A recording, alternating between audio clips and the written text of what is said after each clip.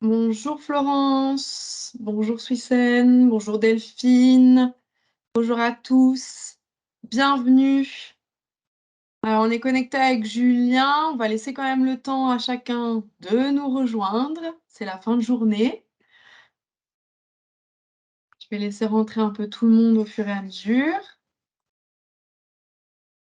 Bonjour Valérie, bienvenue. Bonjour. Bienvenue à tous. Comme je disais, il est 17 h, c'est la fin de journée, on laisse le temps à chacun de nous rejoindre. Alors aujourd'hui, c'est avec plaisir qu'on vous retrouve avec Julien pour vous parler d'un sujet, une méthode assez atypique, la convention motivationnelle au service du management et des pratiques donc managériales. Surtout, on a choisi aussi ça par rapport à un contexte qu'on connaît depuis quelques années de transformation continue.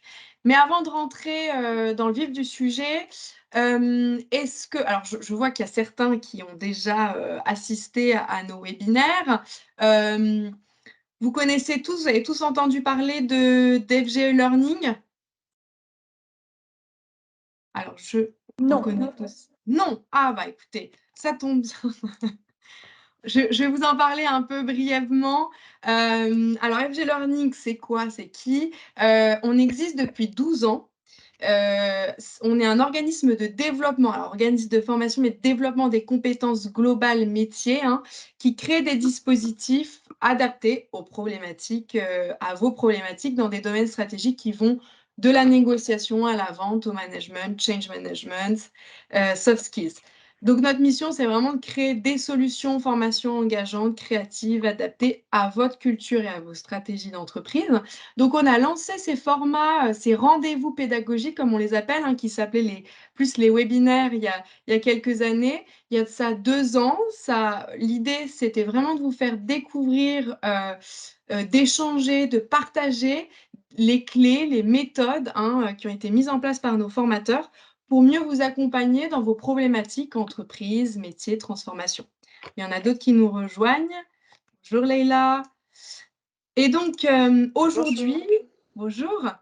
Aujourd'hui, on a décidé d'aborder le thème de la confiance motivationnelle,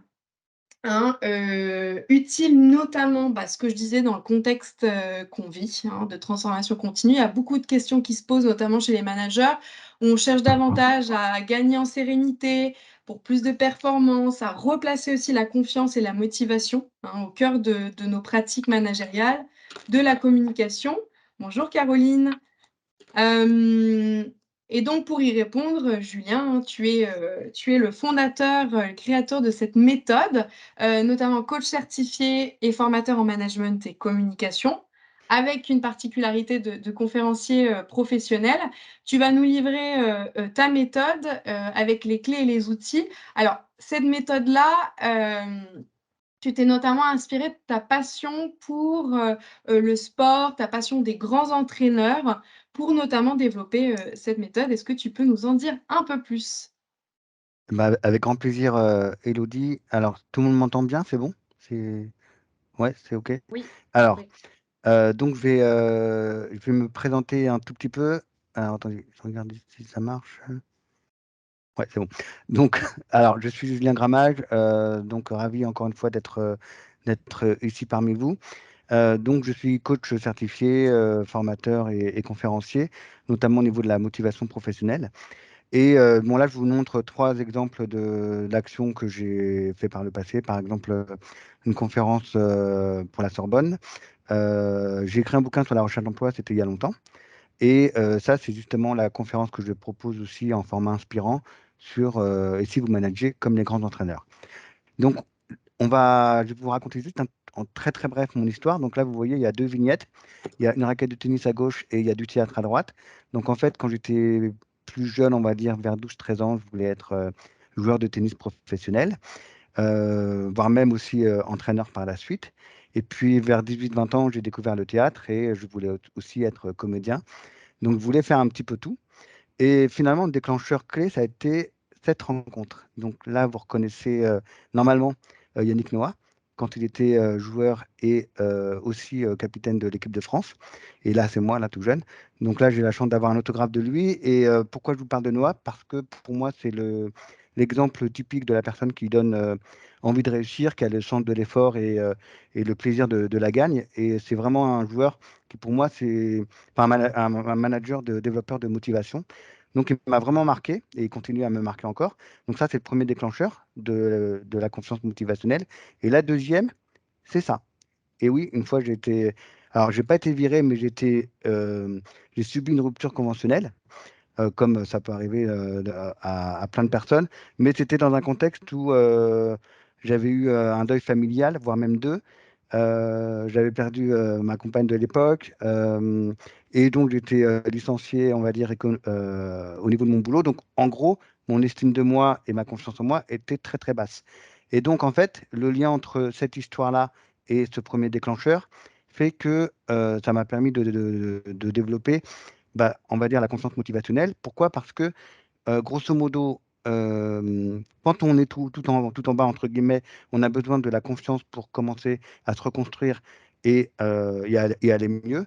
Et une fois qu'on va mieux, bah, on n'aura qu'une envie, c'est de la motiver auprès de plein de personnes.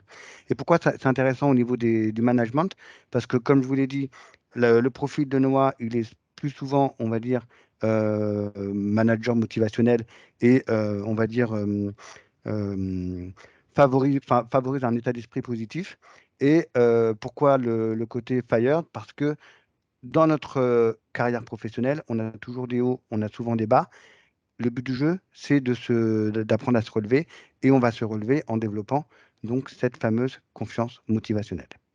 Alors, pour ça, il y a plusieurs étapes. Donc, la première, c'est de bâtir un soi unique. Donc, ça veut dire en gros bien se connaître. Alors, bien se connaître, ça veut dire grosso modo quatre choses. D'abord, connaître ses valeurs, ensuite connaître son identité, développer le sens de son action et travailler ses facteurs de motivation. Alors, comme vous l'a dit Elodie, au début, je me suis inspiré donc des entraîneurs et donc on va regarder ici quatre entraîneurs. Alors, je ne sais pas si vous les connaissez, mais ils sont plutôt charismatiques. Donc, on a en bas Aimé Jacquet, Guy Novès, Bernard Laporte et Philippe Lucas. Et en fait, ces quatre entraîneurs ont tous des valeurs fortes. Donc, tout ça pourquoi? Parce que, grosso modo, quand on est entraîneur ou quand on est manager, on va manager soi-même. C'est-à-dire qu'on va partager qui on est et notamment, on va partager ses valeurs. Donc, ces valeurs, en gros, ça veut dire qu'est-ce qui est important pour moi en tant que manager, en tant qu'entraîneur. Donc là, ça peut être l'objet d'un premier petit jeu si vous avez envie de jouer. Euh, D'après vous, ces quatre valeurs, donc la gagne, le partage, l'effort, l'exigence, appartiennent à quel type d'entraîneur que vous voyez sur cette slide, d'après vous? Alors, Elodie, si tu me dis si ça agit. Ouvrez vos micros et pour vous, voilà, dans l'ordre, disons, tu veux dans quel ordre linéaire, du croissant Bah, en gros, par exemple, pour Guy Novès, par exemple, ça pourrait être quoi entre la gagne, le partage, l'effort ou l'exigence? Voilà. Ou pour Bernard Laporte, ça pourrait être soit la gagne, soit le partage, soit l'effort, soit l'exigence. Donc moi, je suis pas assez calée en sport pour, pour Alors, participer. Je passe. ok, vous passez. Alors, Désolée. il n'y a aucun problème. De toute façon, il y a d'autres petits jeux qui vont arriver. Donc, grosso modo, juste pour vous dire qu'en gros, ces quatre valeurs-là sont des quatre valeurs de ces entraîneurs. Ils ont tous réunis. Et c'est pour ça que je les ai mis dans la même slide. Grosso modo, par exemple, pour Guinoves, c'est le partage, c'est vraiment important pour lui, essentiellement aussi pour Aimé Jacquet. Donc, grosso modo, quand on fait du sport ou quand on manage, ces quatre valeurs peuvent être les quatre valeurs que peut avoir un manager, à condition de les communiquer dès le départ et surtout à condition de les avoir vécues seul en amont. Parce que, encore une fois, un entraîneur partage sa vision du monde et donc ce sont plutôt ses expériences de vie qui vont façonner ses valeurs. Donc, en général, quand je fais une formation, par exemple, sur réussir ses premiers pas de manager, par exemple, ou quand je fais du coaching de dirigeant, le premier boulot que je propose, c'est justement de travailler sur les valeurs pour savoir qui on a vraiment derrière soi, enfin qui est la personne en face de moi et quand on est manager, sur quelle valeur va porter notre management. Et ça, évidemment, c'est les premières bases d'une bonne confiance en soi qu'on va après communiquer par la suite. Donc ça, c'est la première chose, les valeurs. Ensuite, on a l'identité. Donc là, on a également 3 clubs connus, on va dire, dans le monde du sport, Manchester United, Marseille et le Stade Toulousain. Et là, je fais un parallèle avec la dimension RH d'une entreprise. C'est-à-dire que quand on est manager d'une entreprise, on va aussi manager les valeurs et l'identité de l'entreprise. Donc, on va apprendre à connaître qui est cette entreprise et surtout, on va servir plutôt l'identité RH de l'entreprise. Par exemple, pour Manchester United, on a notamment un entraîneur qui s'appelle Alex Ferguson, qui a managé pendant 26 ans le même club, donc Manchester United. Et ce qui lui a permis de tenir, c'est justement de sans cesse communiquer sur les valeurs de l'effort, parce que c'est un monde ouvrier à Manchester United, et donc le sens de l'effort, le partage, donc tout ce qu'on a vu précédemment. Par exemple, pour Marseille, c'est le côté droit au but, donc c'est plutôt le côté fonceur, aller vers l'attaque, et c'est aussi une dimension que les entraîneurs se doivent de respecter quand ils vont dans un club. Et c'est la même chose quand on est en entreprise. Je pense que c'est très important de savoir qui on va servir, donc quelle identité on va servir, et comment on va pouvoir composer avec les collaborateurs que nous avons avec nous dans une équipe. Donc ça, c'est la deuxième chose, c'est l'identité RH. La troisième, alors évidemment, je vous donne un petit outil, mais c'est juste pour se l'approprier. Grosso modo, les niveaux logiques de Dulce, donc Dulce, c'est un chercheur en programmation neurolinguistique. Il a créé cette pyramide qu'on appelle donc les niveaux logiques, qui vous permet, grosso modo, de travailler la troisième clé. Rappelez-vous, je vous ai dit, donc c'est connaître le centre de son action. Connaître le centre de son action, grosso modo, c'est partir par exemple de l'environnement pour aller vers le spirituel. Donc l'environnement, c'est par exemple se poser la question de où on est avec qui, donc où on est en termes de, par exemple, si on suppose qu'on veut commencer à son nouveau travail de manager, donc on va se poser la question où je suis, donc dans quelle entreprise, avec qui je dois composer. Comportement, bah, qu'est-ce que je dois faire en tant que manager, donc quel va être mon rôle. Capacité, là ça commence à être intéressant, c'est comment je sais que je vais réussir ce comportement, donc c'est plus les aptitudes, c'est plus les compétences. Les croyances, eh ben tiens, on va retrouver les valeurs. Les croyances, c'est à quoi je crois dans mon métier de manager.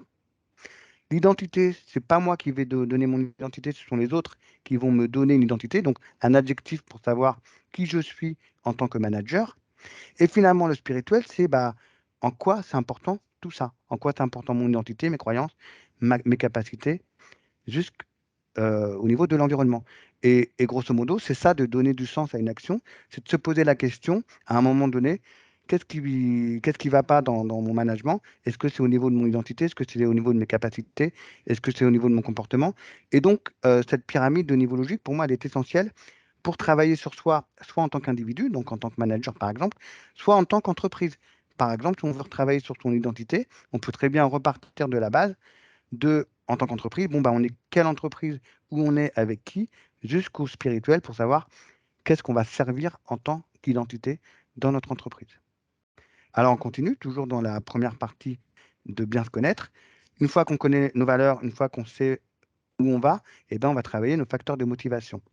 Et donc, on va se poser la question, finalement, dans la vie au travail, dans la motivation au travail au sens large, il faut savoir à quoi je carbure. Et là, je reprends juste une citation de José Mourinho. Alors, c'est aussi un grand entraîneur qui a dit la clé du leadership, c'est comprendre les gens avec qui vous travaillez aujourd'hui. Et c'est plus important que tout le reste. Et Mourinho, c'est un des premiers entraîneurs, en tout cas moderne, qui a compris l'importance de l'humain et surtout l'importance de l'émotionnel. Et donc, qui a compris comment fonctionne enfin, un joueur à l'intérieur de lui-même et qui est vraiment ce joueur à l'intérieur de lui-même pour s'en servir après dans son management au global. Et donc, du coup, je vous invite à revoir vos sources de motivation. Par exemple, il y en a qui sont motivés par l'autonomie, par les salaires, par exemple, par la sécurité au travail, par la reconnaissance dans la hiérarchie, par les valeurs, comme on l'a vu tout à l'heure. Pourquoi pas, il y en a qui sont motivés par la proximité du lieu du travail. Pourquoi pas, il y en a qui sont motivés par le niveau de responsabilité. Pourquoi pas par le côté créatif. Bref, c'est toujours intéressant dans notre vie professionnelle de temps en temps, comme sur les valeurs, se questionner sur les sources de nos motivations. Qu'est-ce qui nous pousse à agir, à travailler? Quelle est notre flamme intérieure qui nous donne envie de réussir ou de travailler dans une entreprise? Et donc, toujours pour travailler ces sources de motivation. On peut également en coaching ou en formation. Moi, je travaille beaucoup sur l'ancrage de ressources. Par exemple, je demande à un collaborateur ou un manager de se souvenir à quel moment il a été heureux au travail, quelles sont les compétences et les aptitudes qu'il a développées. Ou alors, on peut travailler aussi sur ses besoins motivationnels. Ou alors, comme ça m'est arrivé la semaine dernière, travailler avec une personne sur des croyances qu'elle avait plutôt négatives et on les a transformées en croyances positives pour lui redonner ou lui faire maintenir cette énergie ou cette flamme, on va dire, dans sa motivation au travail. Et donc, on va continuer avec des petits jeux. Alors, je vous propose de réfléchir à 3 petites choses. La première, c'est, d'après vous, quelles sont vos valeurs que vous avez envie de communiquer à vos équipes? Quand vous êtes dans vos services formation ou dans vos services de manière générale, sur quelles valeurs vous, en tant qu'individu, vous communiquez auprès d'autrui? Ça, c'est la première. La deuxième, c'est simplement de savoir, à l'heure actuelle, quelles sont vos sources de motivation qui vous donnent envie de travailler.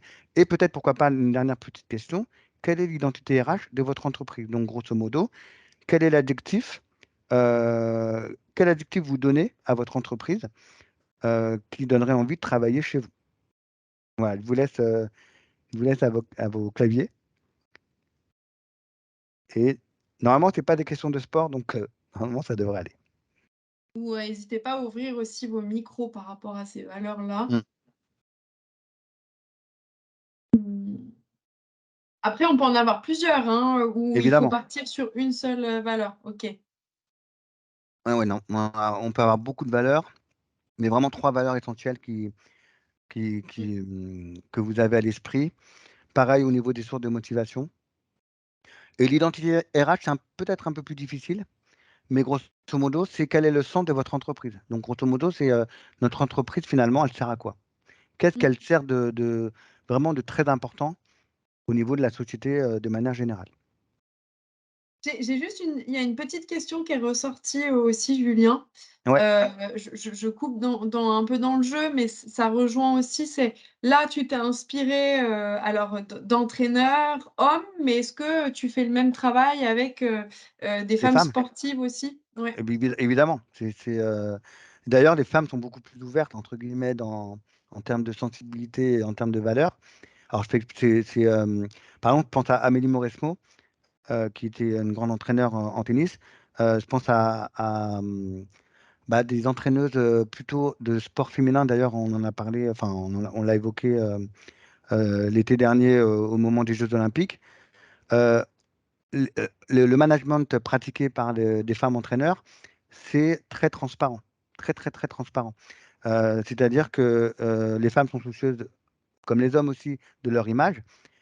Et du coup, l'intelligence émotionnelle qui se développe entre elles est beaucoup plus fort et beaucoup plus marquant que les hommes qui essayent de masquer ça. Enfin, c'est différent. Mais effectivement, je me bats des deux. Il y a pas de stéréotype ou de séparation entre hommes et femmes.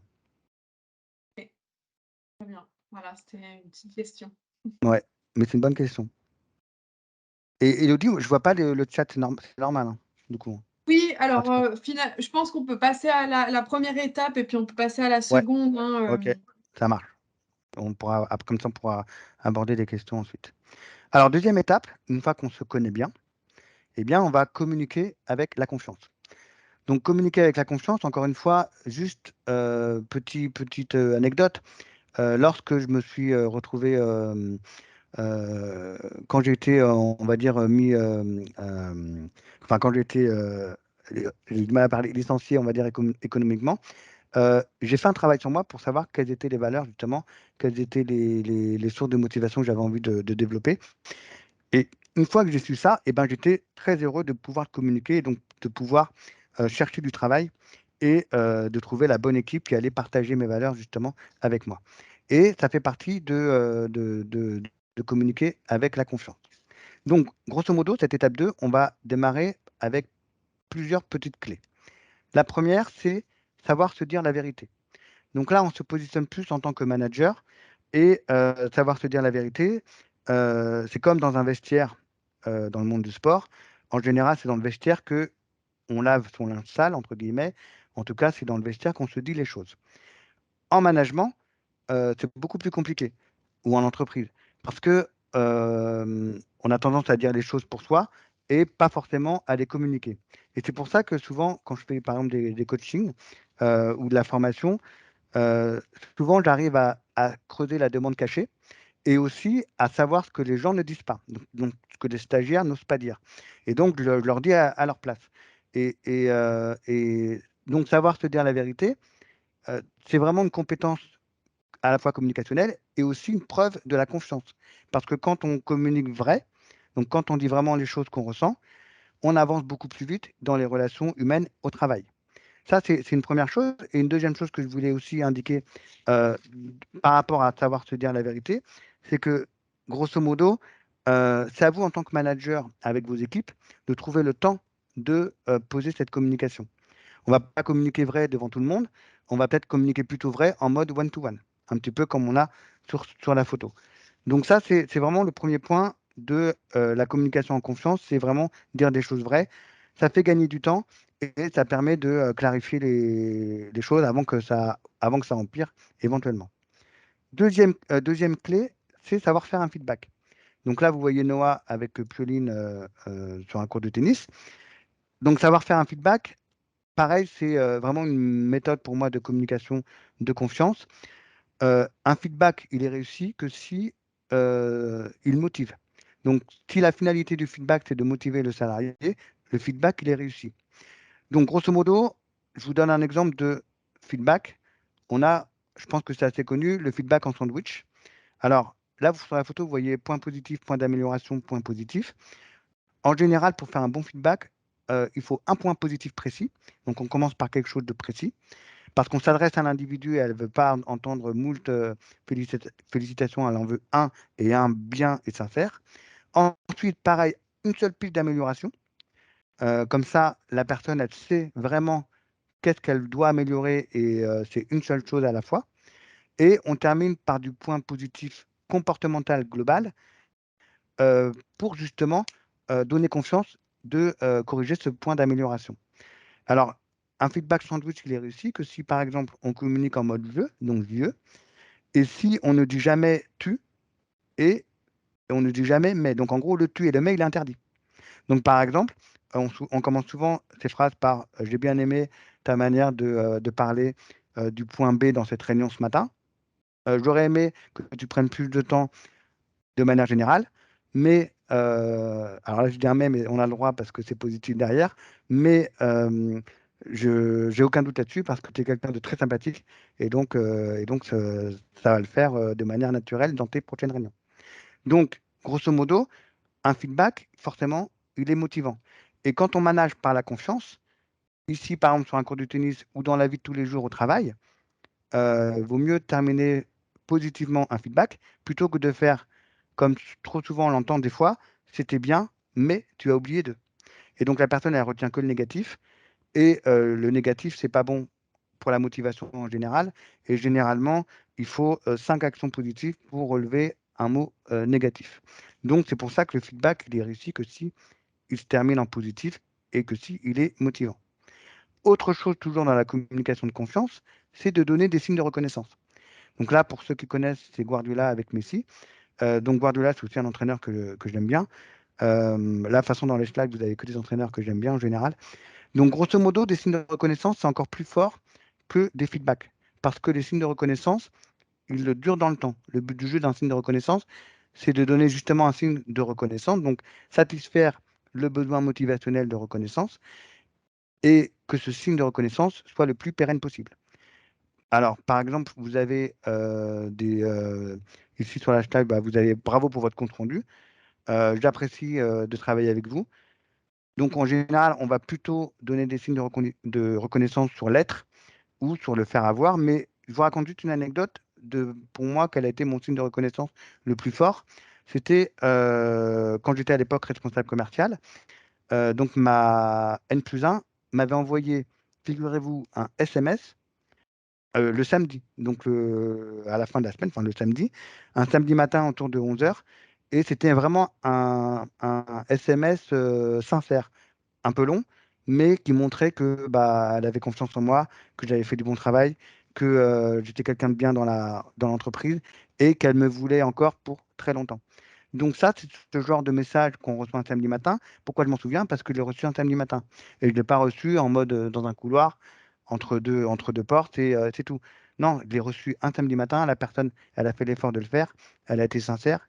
Et ça marche. Ça fonctionne. Et donc, communiquer avec confiance, c'est pas forcément faire des signes de reconnaissance tous les jours, mais c'est en faire un bien et un qui soit plutôt rare et, encore une fois, très puissant. Donc ça, c'est le troisième outil. Et le dernier, c'est de savoir, on en parlait tout à l'heure, de gérer l'intelligence émotionnelle. Donc l'intelligence émotionnelle, c'est savoir composer avec ses émotions. Et pourquoi c'est un signe de confiance? Parce que quand on compose avec ses émotions, on est dans le vrai. Donc on est, comme dans la première clé, dans la vérité. Et ces émotions, elles sont parfois bonnes, elles sont parfois mauvaises. Le but du jeu pour un manager, c'est de savoir les reconnaître et surtout savoir qu'est-ce que ça signifie en termes de besoins.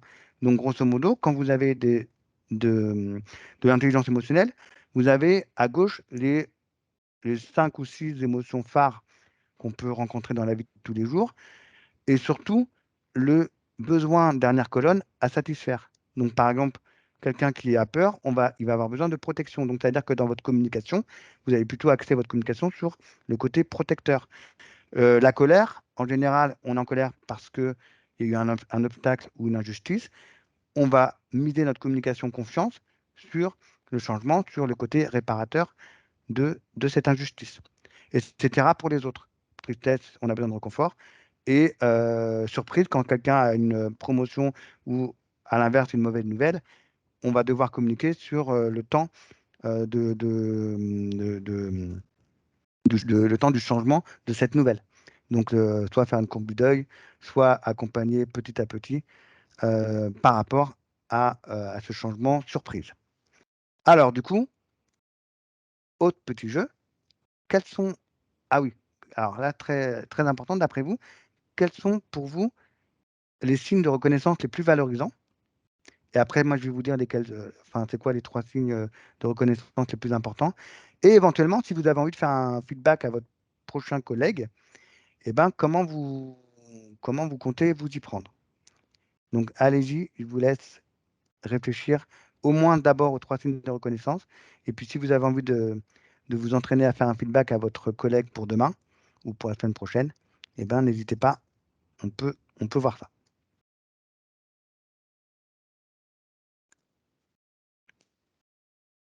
Je ne sais pas si ça vote.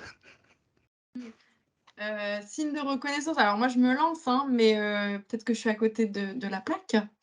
Enfin, signe de reconnaissance avant un remerciement, Ouais. juste oral ou par mail ou par SMS comme tu disais. Ouais. Alors, il y en a un de bon, des 3. En fait, dans les signes de reconnaissance, c'est vraiment c'est quoi les bons mots? C'est quoi les mots qui amènent à de la reconnaissance, de manière générale? Bon, je les donne, du coup? Ben, allez, vas-y. Allez, je les donne. Alors, le premier, c'est bonjour prénom. Parce que souvent, on dit bonjour, mais pas le prénom. Et le prénom, c'est un signe de reconnaissance. Surtout quand on est dans une entreprise de 3000 salariés, par exemple. Imaginez un responsable qui dit bonjour, un prénom, alors qu'il ne le côtoie pas tous les jours. Eh ben, ça veut dire que le collaborateur, il peut se sentir reconnu dans l'entreprise. Donc ça, c'est le premier. Deuxième, c'est le bravo. Bravo, tout simple. Et troisième, c'est merci. Donc, bonjour, prénom, bravo, merci. C'est 3 mots très simples qui commencent à devenir des signes de reconnaissance si on les nourrit après de contenu encore plus sincère et plus personnel vis-à-vis de l'individu.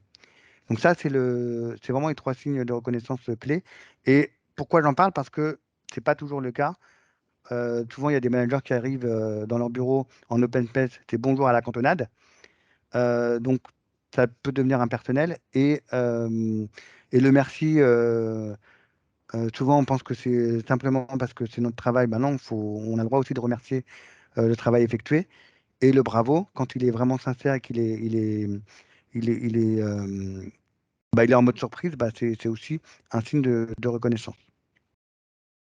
Et pour le feedback, bah, je vous laisse éventuellement le faire par écrit. Et comme ça, on regardera tout à l'heure ce qu'il en est. Donc, du coup, j'attaque l'étape 3, Elodie, c'est bon? Il va? Oui. Ouais, ok. Alors, une fois qu'on a les bases de la connaissance de soi, et donc qu'on est en confiance, une fois qu'on a appris à bien communiquer, le but du jeu dans une entreprise et pour les équipes, c'est de cultiver cette confiance. Donc, c'est de la maintenir, histoire d'avoir une bonne dynamique d'équipe, une bonne cohésion de manière générale. Alors, la première des choses à faire, c'est grosso modo de poser son cadre. Donc, de poser son cadre, ça veut dire en gros de donner les règles du jeu de son équipe. Alors, pourquoi c'est un élément important? Parce que très souvent, quand on a des conflits entre salariés ou entre managers et collaborateurs, ou quand on a des non-dits ou des malentendus, c'est que le cadre n'a pas forcément été posé ou alors le cadre n'a pas été rappelé. Donc, poser son cadre, c'est simplement se dire, voilà ma manière de fonctionner, voilà ma manière de manager, voilà mes horaires, entre guillemets, voilà comment je fonctionne, quels sont mes outils, quels sont voilà même comment je fonctionne en termes relationnels. Et le fait de poser le cadre va rassurer les salariés sur le fonctionnement global. Je vous donne une autre anecdote, là pour le coup, d'un point de vue plus sportif. Ici, vous voyez une fiche cartonnée. Donc en fait, c'était Aimé Jacquet, donc un grand entraîneur, qui, avant la Coupe du Monde, avait envoyé cette fiche cartonnée aux principaux joueurs concernés, qui expliquait dans la manière de poser son cadre ce que c'était de jouer en équipe de France et ce que c'était, en gros, d'être dans cette équipe de France, donc de faire partie d'un collectif. Et grosso modo, là, ce qui est intéressant, c'est que ce cadre, il est tout à fait sincère et c'est exactement les mots et la pensée d'Aimé Jacquet, dans le sens où le manager, quand il commence son management avec ses équipes, il peut faire exactement la même chose. Il peut en gros communiquer sur la vision de ce qu'il a dans son management et de la manière la plus honnête possible. Après, les salariés prennent ou prennent pas, mais au moins, ils sont au courant des règles du jeu qui va se passer dans leur équipe. Donc pour moi, c'est un élément important de cultiver la confiance, c'est-à-dire d'être toujours en accord avec le cadre, même si on peut changer de temps en temps les règles, puisque l'équipe, elle peut évoluer, bien évidemment. Mais le but du jeu, c'est de toujours communiquer et poser son cadre. Donc ça, c'est la première astuce. La deuxième, c'est de savoir poser les bonnes questions par rapport à un objectif donné. Donc là, vous voyez Zidane en photo. Pourquoi? Parce que Zidane, c'est vraiment l'entraîneur qui manage par la confiance. Et donc, comme Zidane, en général, il a souvent des grands joueurs avec lui, lui, il ne va pas se poser à des mille questions en termes de management, mais il va favoriser les points forts de ses joueurs. Et donc, pour les favoriser, il va poser des questions par rapport à un objectif, par exemple. Que veux-tu précisément? Donc, le côté précisément, c'est vraiment précis par rapport aux collaborateurs. Donc, vous, si vous avez des collaborateurs, comme vous connaissez un petit peu ses points forts et ses sources de motivation, vous pouvez très bien demander, bon, bah là, pour cette mission, qu'est-ce que tu veux précisément? Histoire de motiver encore plus l'individu. Qu'est-ce que cela va t'apporter de plus important? Donc, quelle grande compétence comportementale il va gagner en plus? Comment sauras-tu que tu as atteint ton objectif? Là, le manager s'intéresse simplement à l'indicateur clé qui va lui servir ou pas de contrôle par rapport à son collaborateur. Et surtout, une grosse question très importante, synonyme de confiance, c'est de quoi as-tu besoin pour atteindre ton objectif. Donc là, on voit vraiment que le manager il est au service de ses collaborateurs, de son équipe. Et ces 4 questions-là suffisent normalement pour installer la confiance sur le long terme dans une équipe. Troisième outil, c'est de savoir donc d'être plutôt un metteur en scène de confiance. Alors là, il y a mon côté théâtre qui ressort. Pourquoi? Parce qu'un metteur en scène, son but du jeu, c'est de mettre les comédiens dans leur meilleure posture, qui soit le mieux sur scène le jour J, au théâtre, par exemple. Et ben, un manager, c'est la même chose. Il va mettre en scène son équipe. Et donc, pour mettre en scène, la première chose qu'il va faire, c'est donner les clés. Donner les clés, ça veut dire déléguer et responsabiliser. Alors, pourquoi j'en parle? Parce que souvent, j'ai fait des formations, par exemple, de déléguer et responsabiliser. Et là, ça me fait penser à une ancienne, enfin, une directrice commerciale qui, le jour où elle a été promue directrice commerciale, donc c'était une ancienne commerciale, elle est promue directrice commerciale, et là, elle fait une grosse erreur, elle cumule deux jobs, à la fois commerciale comme avant, et à la fois directrice, donc en gros, manager son équipe. Et en plus, troisième erreur, elle ferme la porte de son bureau. Donc, du coup, elle n'est pas du tout dans le côté délégué et responsabilisé. Et en fait, le but du jeu, c'est déjà par rapport à ça, et c'est pour ça que j'ai mis Claude Onesta, donc vous voyez en photo, parce qu'il est un peu arrivé la même chose aussi à Onesta. Lui, il était surtout au début sur un management plutôt command and control, jusqu'à ce qu'il soit menacé de se faire virer. Et au moment où il est menacé de se faire virer, bah, il décide de changer son management. Et il va se mettre plutôt en posture méta, donc il va laisser faire, il va déléguer et responsabiliser, donc les joueurs c'est eux qui vont élaborer des stratégies, et lui il va se mettre derrière en posture méta et corriger ou pas ce qu'il a besoin de corriger. Donc il va se mettre en retrait, mais il va se mettre en retrait en faisant confiance évidemment à ses collaborateurs, à ses joueurs. Et donc la directrice commerciale que j'avais vue, et ben, c'était la même chose. Donc c'était laisser tomber les tâches qui n'étaient plus aussi importantes pour elle, les confier en donnant confiance à ses principaux collaborateurs, et elle, qu'elle puisse gagner en responsabilité, en hauteur de vue, et aussi en posture méta, donc prendre du recul sur ce qui se passait. Et à partir de là, ça a changé. Et c'est ça d'être, on va dire, un manager leader ou un entraîneur qui délègue et responsabilise. Et enfin, dernière chose pour être aussi dans cultiver la confiance, c'est savoir être un ambianceur de confiance. Alors, un ambianceur de confiance, c'est savoir trouver les opportunités pour ressouder encore plus son équipe. Et là, je pense par exemple à une personne donc, qui était en conflit. Donc, c'était au sein d'une équipe de commerciaux. Et en fait, il y avait un manager qui ne parlait plus avec les principaux cadres parce que un tel a vu le poste et pas l'autre. Et donc, il y a eu des petits conflits. Et ça faisait 6 mois, en gros, qu'ils ne se parlaient pas. Et il y en avait un qui était invité à une convention Europe. Donc, et je lui avais dit, grosso modo, bah, invite ton équipe ou au moins les 3-4 cadres avec lesquels tu parles plus depuis 6 mois. Et donc, il me dit, non, mais quand même, ça va être chiant, on va voyager, on va avoir rien à se dire, et en plus, on va se retrouver dans une ambiance qu'on ne connaît pas trop forcément. Et une semaine après, bah, il m'a remercié parce que dans un nouveau contexte plutôt de fête, et ben, le naturel est revenu au galop. Ils se sont dit la vérité, comme la première clé. Et puis, le contexte a fait que les langues se sont déliées. Ils ont pu crever l'abcès et recommuniquer à nouveau, quitte à boire des bières, comme on le voit sur la photo. Donc, voilà les 3-4 clés pour maintenir une confiance. Grosso modo, sortez vos collaborateurs et mettez-les dans des contextes variés. Euh, communiquer, pardon, déléguer, responsabiliser. Soyez un metteur en scène de confiance, donc comme un metteur en scène de théâtre, et puis poser des bonnes questions qui servent vraiment de collaborateur, sans oublier le cadre, très important. Donc du coup, dernier petit jeu, quel cadre vous avez envie de poser? Donc quelles sont les règles du jeu que vous auriez envie de poser à vos équipes? Et éventuellement, quelle serait la prochaine action que vous aurez envie de mettre en place pour être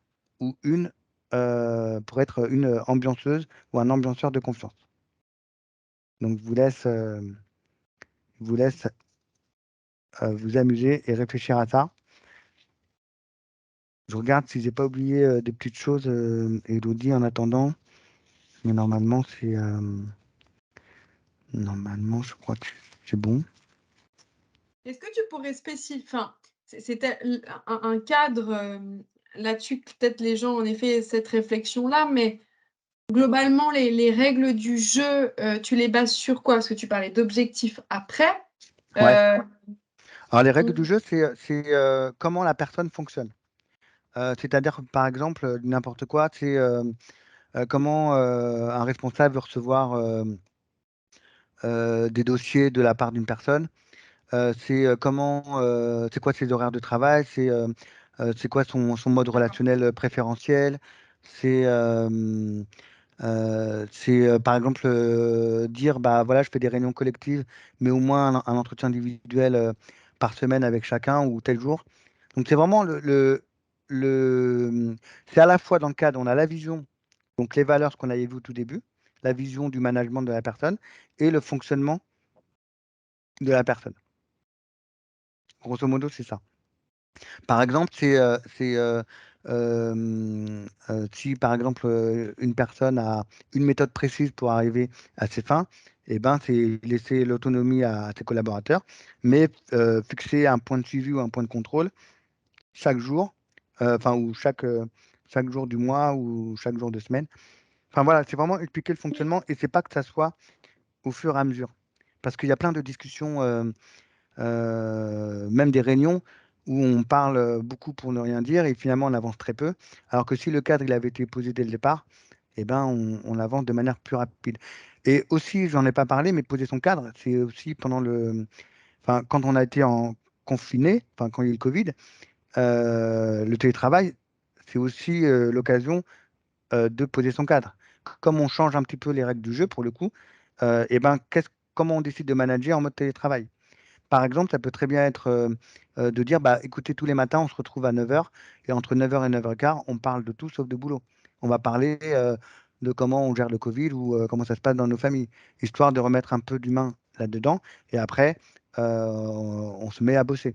Donc, c'est vraiment proposer des choses, des actions qui fait que les équipes et les collaborateurs savent avec qui ils sont et où est-ce qu'ils vont. Donc, c'est aussi une manière de définir le centre de ces actions, en fait.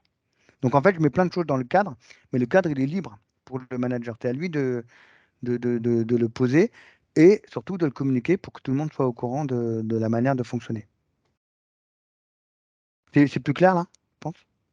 Oui, oui, non, Ouais, totalement. Enfin, ça s'allie avec des méthodes et autres process que, enfin, moi, par exemple, personnellement, par rapport aux équipes ou tout ce qu'on peut mettre en place, parfois, c'est le management agile, c'est-à-dire un peu en mode, comme les SS2I, comme elles fonctionnent bien, c'est, le lundi, enfin voilà, on parle d'un projet, on voit ce qui est faisable et c'est l'équipe qui décide pour ensuite faire le compte rendu vendredi et de voir ce qui a marché, ce qui n'a pas marché, pour mieux ouais. faire le lundi, d'après.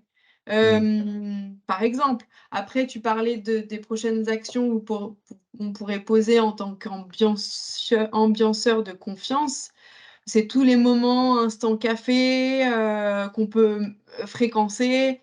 Enfin, en fait, tous Ouais, les instants qu'on peut fréquencer ou même en dehors un peu ouais, du boulot pour parler en effet d'autres ouais, choses que le boulot et ouais. d'instaurer cette confiance-là. Moi, il y a un truc Est-ce aussi, que il y a chez certains d'entre vous aussi, vous avez ça peut être intéressant, des actions que vous avez pu mettre en place, au sein des équipes ou ça peut même être des actions entreprises en fait qui ont été ouais. impulsées, j'imagine que oui, il y en a. Ouais. C'est sûr. Alors, juste un truc aussi, l'étape 3 de cultiver la confiance, elle est aussi avoir dans une posture plutôt globale d'une entreprise. C'est-à-dire que grosso modo, c'est des règles du jeu, enfin, c'est des outils que vous pouvez avoir dans votre culture RH. Du style, bah, quand vous travaillez avec nous, eh ben, voilà ce que c'est de travailler avec nous dans cette entreprise-là. Et en fait, c'est à chaque entreprise de définir un petit peu comment on va mettre de la confiance. Et comme tu le disais, ça dépend aussi des secteurs d'activité. Donc ça c'est un premier point. Et deuxième point, c'est aussi, encore une fois, j'insiste sur le sens en entreprise. C'est un mot qui commence à être un peu galvaudé, mais pour moi, c'est savoir dans quelle direction on va. Donc le cadre permet, par exemple, de maintenir cette direction et aussi de donner un peu d'âme au travail. C'est-à-dire que ça ne soit pas juste des process, des tableaux de bord, des tableaux Excel et des comptes rendus. C'est mettre de l'âme aussi entre les gens, donc entre les personnes. Et c'est ça pour moi, manager par la confiance, c'est que le collaborateur soit, enfin, on tienne compte de collaborateurs en premier et des résultats en second. Et cultiver cette confiance, ça fait partie de tout ça en fait. Donc grosso modo, si on revient depuis le début, en base 1, entre guillemets, en étape 1, pardon, comme on se connaît bien, et ben, on a envie de participer à un projet ou en tout cas, on a envie de défendre nos valeurs et d'être avec autrui parce qu'on sait qui on est, donc on peut faire part de son authenticité. En 2, c'est communiquer, donc des règles de communication simples et en même temps efficaces pour créer et créer la confiance. Et 3, bah, c'est des petites actions qui font que bah, cette confiance-là, elle est toujours là. Et c'est aussi et surtout une base de motivation au travail. C'est qu'une fois qu'on met en place ces trois étapes-là, et ben, on reste motivé, ou en tout cas, on a envie de réapporter de la motivation à ses équipes. Donc, c'est pour ça que la méthode, entre guillemets, du coaching motivationnel, elle est aussi bien individuelle que collective. Parce que quand on travaille sur la cohésion, souvent, il faut clarifier les malentendus ou les conflits ou les non-dits. Et les non-dits, bah, hop, à un moment donné, va falloir que la vérité éclate, entre guillemets. Et donc, à partir de cette vérité-là, on va reconstruire en reposant des cadres, en reposant une base relationnelle, jusqu'à ce qu'il y ait une bonne cohésion, une bonne ambiance de manière générale. Donc voilà, c'est vraiment, à la fois on peut prendre cette méthode d'un point de vue individuel et d'un point de vue collectif. D'un point de vue individuel, c'est savoir où en est l'individu par rapport à sa motivation au travail au sens large et par rapport à son boulot. Et d'un point de vue collectif, pareil, s'il faut repartir de la base, c'est-à-dire qui on est en tant qu'entreprise, donc travailler le sens, travailler les valeurs, pourquoi pas retravailler le cadre, jusqu'à qu'il y ait une bonne communication et une bonne confiance de manière générale. Voilà. Et peut-être plus concrètement parce que là, tu parlais vraiment pour qu'on comprenne cette méthode-là, hein, Ouais. que tu as développée. Peut-être parce que là, on est de façon large, mais qu'est-ce que ça peut accompagner? Parce que derrière ça, tu fais de l'accompagnement, du Ouais, coaching, bah c'est sur justement, différents ouais. formats.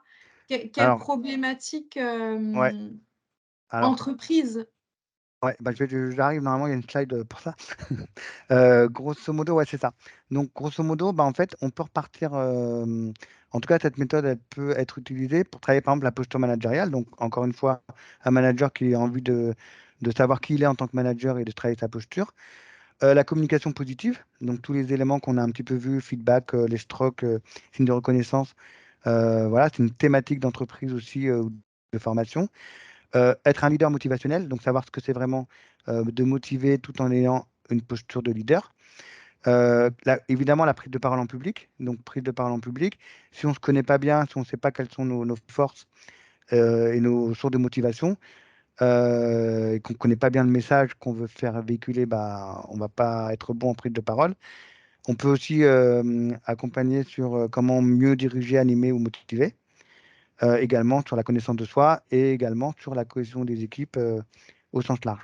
Donc voilà toutes les thématiques sur lesquelles on peut mettre tout ce qu'on vient de voir là peut être utilisé dans ces thématiques-là. Ok, Voilà.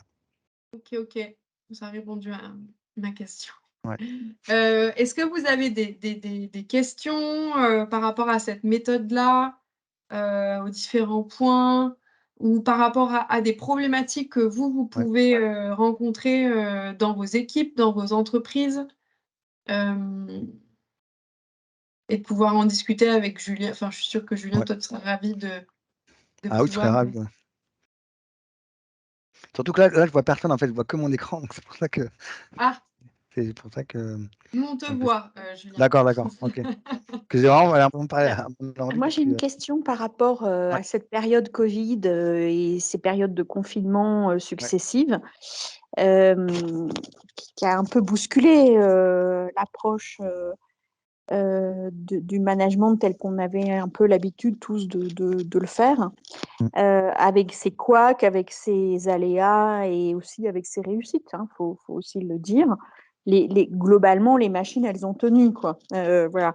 Mais je voulais vous poser la question de savoir, maintenant que cette période de confinement est, je l'espère, derrière nous, enfin, on peut vraiment l'espérer, euh, comment ce modèle que vous avez conçu a-t-il pu être percuté par cette période de confinement et comment vous avez accompagné les équipes, les managers dans ce cadre-là? ouais, très bonne question. Déjà, alors, euh, en fait, quand j'ai fait des formations au moment du Covid, par exemple, il y avait une formation, je crois qu'elle s'appelait Mieux manager ses équipes, on va dire comme ça. Euh, le principal manager se plaignait du manque d'enthousiasme, du manque de motivation, du manque de coordination. Et la première question que je lui pose, c'est tes réunions, enfin vos réunions, vous les faites comment? Bah, il me dit en Zoom ou en Teams, par exemple. Et je lui demande, mais est-ce que vous mettez votre caméra? Il me dit, bah non. Bah, Ah oui, alors ça, c'était ouais, c'est vrai. comment voulez-vous que la Mm, confiance se base là si mm, vous-même, en tant que manager, vous ne mettez pas votre caméra? Et là, il me sort, Ouais, mais c'est bon, enfin, la caméra, c'est pour voir si on était vivant. Bah oui, vous êtes tous vivants. Donc, enfin, c'était vraiment une croyance. Enfin, lui, il avait une vision du Covid vraiment mortelle pour le coup. Et que si les gens étaient là en réunion, même sans caméra, ils étaient là, mais sans âme, entre guillemets, Ouais, sans ouais. relationnel fort. Et rien que de mettre sa caméra, et donc c'est simplement être disponible. Et un manager qui n'est pas disponible, bah, comment voulez-vous qu'après, derrière, il y ait de la confiance derrière? C'est pas possible. Ouais, Donc, c'est sûr. c'était simplement juste une petite chose comme ça. Et également, alors, je reparle aussi des réunions aussi en mode Covid, entre guillemets, où on invitait tout le monde, alors que tout le monde n'était pas forcément concerné par ces réunions-là. Et donc, ça faisait des journées où il y avait des gens qui cumulaient 5 ou 6 réunions, avec la tête à la fin comme ça, et avec l'impression de ne pas avoir vraiment travaillé. Ou alors d'être surchargé le soir. Enfin, moi, des fois, le Covid, ça a été plus Oui, c'est du vrai, ouais. surcroît de travail que Mm. cool avec la petite apéro à 18h. Donc, grosso modo, ça veut dire que les gens ont commencé, en tout cas, le but des managers, ça a été de leur dire, franchement, c'est quoi le sens de votre métier aujourd'hui? Et c'est là que quand je vous dis la clé déléguer, responsabiliser, un manager en temps de Covid, lui, à la limite, il n'a plus du tout d'action à faire lui-même. Il a juste à vérifier si tout le monde va bien, si les gens se parlent, et il est plus en action de motiver et de coordonner les différents gens qui sont un peu partout en télétravail, en fait. C'est plus ça le rôle du manager, en tout cas dans sa manière de le revaloriser en temps de Covid, ça, c'est ça qui doit rester aujourd'hui, je pense, en 2022. C'est ce côté, entre guillemets, facilitateur, motivateur, plus que de contrôle. Parce que les salariés se sont très bien débrouillés tout seuls, hein. Ils n'avaient pas besoin d'avoir quelqu'un derrière pour dire est-ce que tu as bien fait le tableau. Eux, ils le faisaient, ils avaient tout le temps de le faire. Mais par contre, ce qu'ils n'ont pas supporté, c'est être invités à plein de réunions, qu'on leur demande des résultats et que ça soit comme avant, avec moins d'humains et moins d'écran, moins de tout ça. Donc le curseur, pour moi, c'est que le manager aujourd'hui doit plus être un développeur de motivation et un coordinateur et un animateur, ambianceur, plutôt que la même chose qu'avant, c'est-à-dire de contrôler, de voir les tableaux de bord et de questionner le pourquoi du comment en fait. Et est-ce que vous avez l'impression que cette tendance-là est en train de s'opérer ou Bah est-ce moi, je qu'il y me a bats un pour qu'elle retour en arrière? je me bats pour qu'elle soit comme ça, mais il y a forcément des fois des retours en arrière. Euh, c'est pas évident. Mais par contre, le fait d'avoir par exemple 2 jours de télétravail ou 3 jours de télétravail et 2 jours en présentiel, il faut absolument que le présentiel soit animé, coordonné. Moi, des fois, je dis qu'aujourd'hui, encore une fois, des managers doivent être des animateurs. Et quand ils sont en présentiel, il faut vraiment que ça soit, entre guillemets, la fête. Enfin, la fête, que les gens se soient heureux de se retrouver. Si vraiment il y a quelque chose à clarifier, eh ben, c'est tout de suite en réunion en mode en un quart d'heure. Et que, enfin, voilà, que ça soit le présentiel accélère et soit source de solution plutôt que comme avant, oh là là, lui il m'a dit ça, je ne sais pas aller le voir, oh là là, faut que je lui fasse un mail. Ça, non. Ça, les mails, tout ça, on peut le faire en mode télétravail, mais quand on se voit pour de vrai, il faut que ça soit des discussions, des prises de décision collectives plutôt que des réunions à rallonge. Ouais. Enfin, voilà. La difficulté, est-ce que c'est pas lorsque les salariés n'ont pas tous les mêmes jours de télétravail? Ouais, Parce que là, c'est ouais.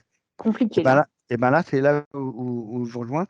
C'est au manager principal de poser son cadre, de dire, OK, je sais que vous avez vos jours préférentiels, mais à un moment donné, il faut que tel jour, je veux telle ou telle chose. C'est la règle et c'est comme ça, vous faites comme vous voulez. Et après, Mm. c'est là que le manager doit poser son cadre. Et effectivement, s'il ne le pose pas, eh ben, on perd du temps t'as vu, ça fait 3 jours, j'attends telle ou telle chose.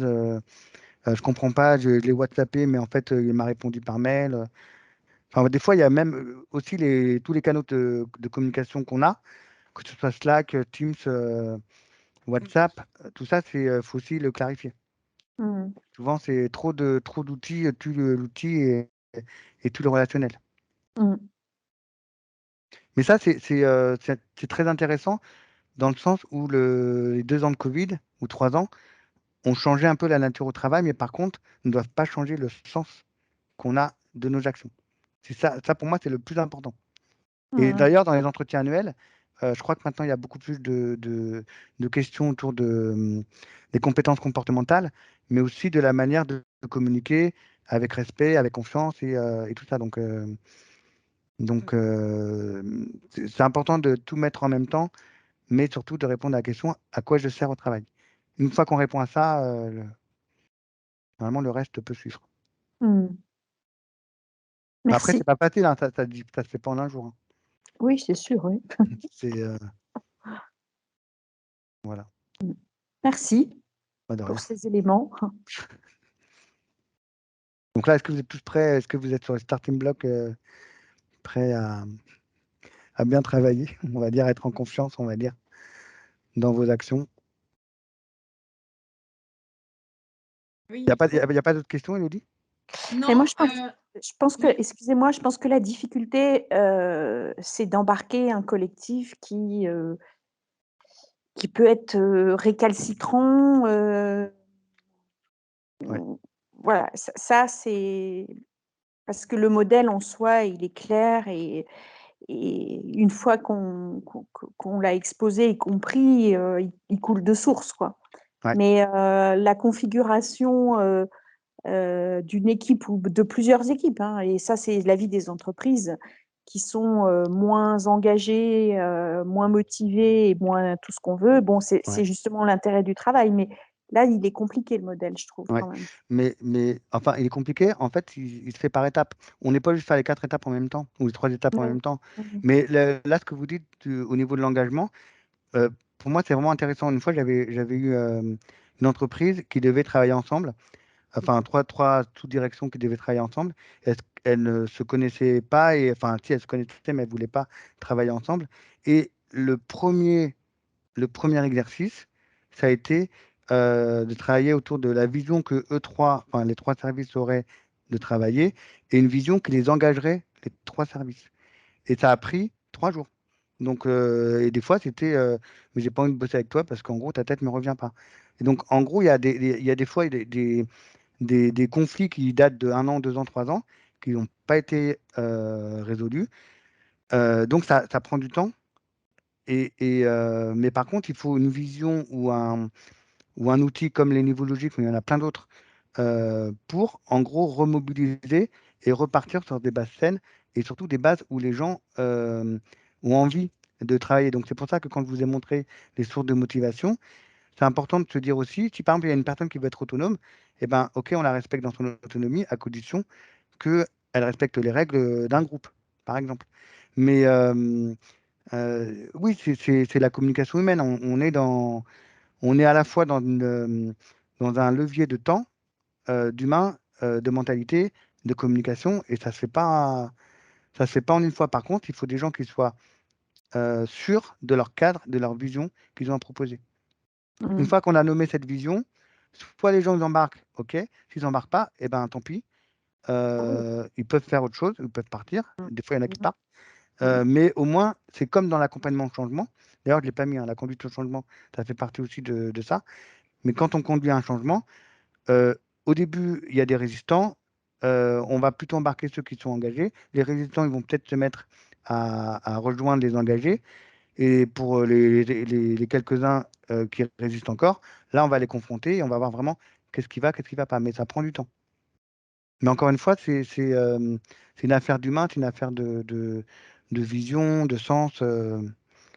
Voilà, Mhm. voilà, voilà. Bon, c'est inépuisable. J'ai encore plein de questions, mais je ne veux pas monopoliser hein, la séquence questions. Non, il y a pas de problème.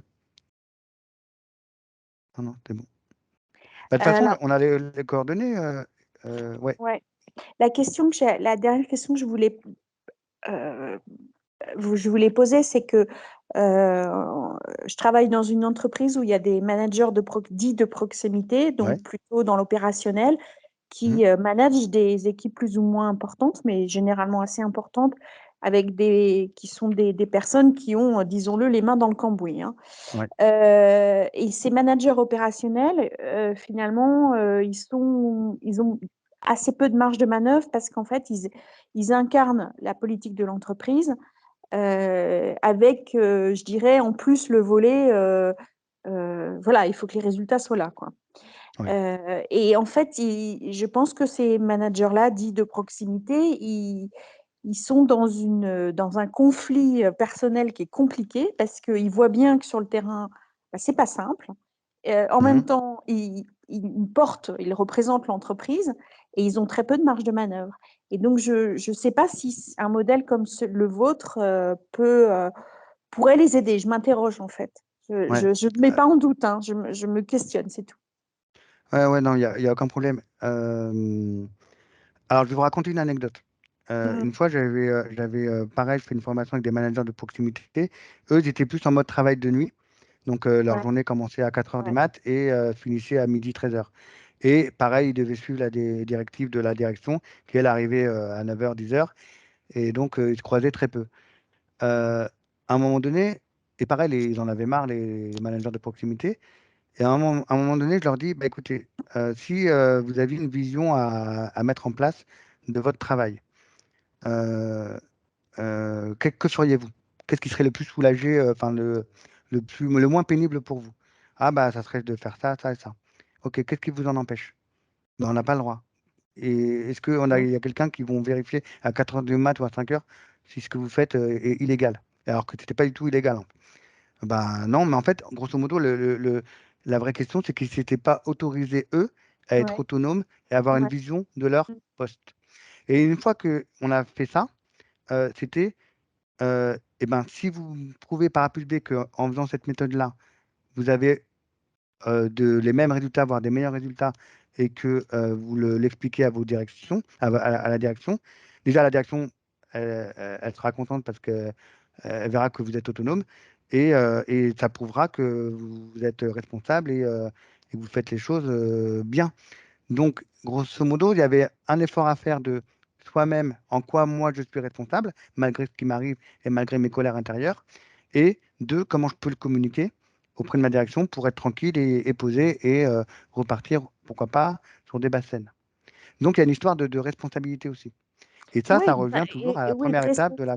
ouais, de responsabilité et de maturité, parce qu'il faut s'autoriser, il faut Ouais, arriver à un schéma mental où ouais, on s'autorise à faire.